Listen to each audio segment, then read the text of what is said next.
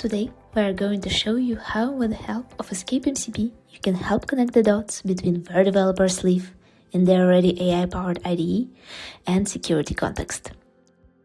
We decided to test it on JuiceShop, an OWASP modern and intentionally secure web application.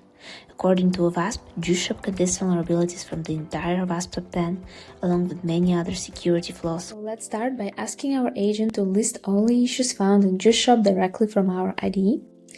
And from the list of issues, let's pick one, for example, the high number of personally identifiable information detected in endpoint/rest/memories.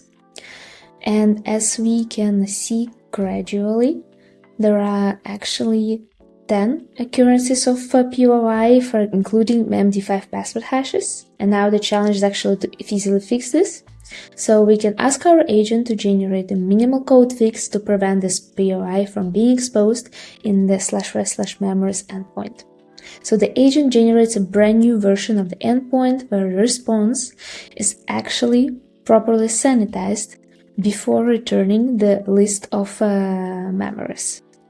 And what's happening now is you can easily verify the suggested fix in the corresponding route and decide to keep it or undo it if that's correct or not correct. And basically that's it.